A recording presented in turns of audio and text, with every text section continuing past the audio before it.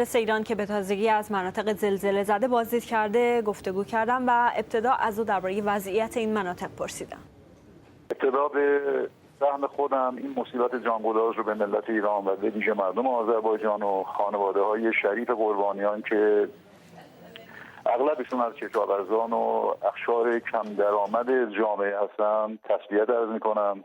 در شهرهای احر، ورزقان و روستاهای تابع اون جز غم و اندوه و نگرانی از پس لرزه‌های شدید و مداوم و اینکه چه سرنوشتی در انتظار اونهاست به چشم نمیخورد.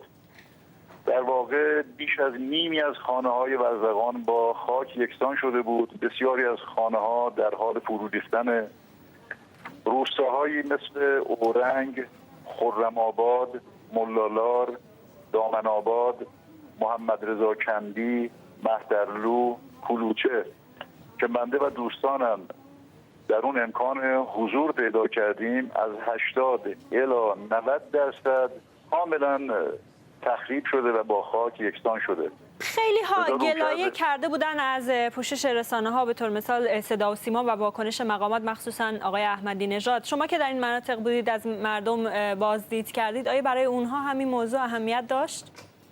من قبل از اینکه عازم منطقه بشم تصور میکنم اولین فردی بودم که با یکی از خبرگزاری‌های داخلی مصاحبه کردم و گلایه خودم رو از این بابت اعلام کردم و حتی تا قبل از اینکه بنده که در حال حاضر هیچ مسئولیتی ندارم تسلیت بگم، حتی هیچ یک از مسئولین حاضر نشدن تسلیت بگم. جناب آقای احمدی نژاد هم در این شرایط بحرانی که هر مسئولی در هر جای دنیا، چه کشورهای توسعه یافته و چه کشورهای غیر توسعه یافته، وقتی با همچین بحرانی مواجه میشن، حتی اگر در مأموریت بسیار مهمی هم باشن، برمیگردن و در واقع سعی میکنن که به نحوی با عملکرد خودشون پیام خودشون تسلی بخش مردم باشن. ایشون عازم مکه شدن. با هر کس که ما مصاحبه میکردیم مردم سعی میکرد در واقع موضعشون موضع سیاسی بود و بر این نکته تاکید میکردن که چرا مسئولین یا تسلیت نگفتن و یا اگر تسلیت گفتن بی‌هنگام گفتن. فرمودید مردم اظهار ناامیدی می‌کردند. بعضی از مسئولان می‌دونیم که گفتند که در 2 ماه آینده به طور مثال سرپناه برای این افراد تهیه می‌کنند، ولی آیا واقعاً این به نوعی برای مردم میتونه خاطر اونها رو آسوده بکنه که تا 2 ماه دیگه که مخصوصا فصل سرما آغاز میشه اونها سرپناهی خواهند داشت؟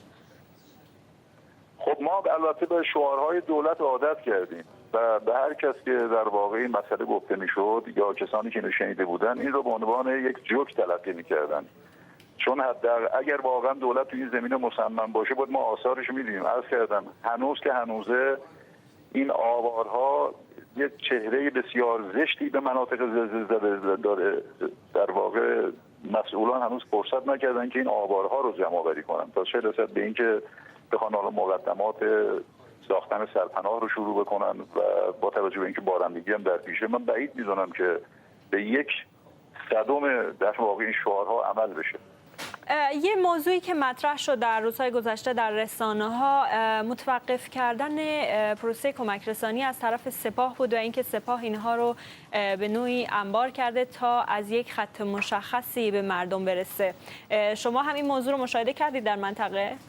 نه، ما این رو ندیدیم، یعنی با همچین موضوعی بنده مواجه نشدم. اما اون چیزی که کاملا محسوس و ملموس بود، مردم به دلایل اصرار داشتن که خودشون کمک‌های خودشون رو مستقیما به زلزله زده‌های نیازمند تحویل بدن، همچنان که ما اصرار داشتیم. با وجود اینکه به هر حال توی این مملکت بنده 8 سال نماینده بودم، تماس گرفتیم با معاون پارلمانی هلال احمر، هماهنگ کردیم با رئیس هلال احمر استان هماهنگ کردیم، اما متاسفانه من یه نمونه دارم اشاره میکنم، مسئول هلال احمر شهرستان احر خطی برخورد میکرد. متاسفانه هیچ گونه کمکی هم از ناحیه مسئولان هلال احمر صورت نگرفت.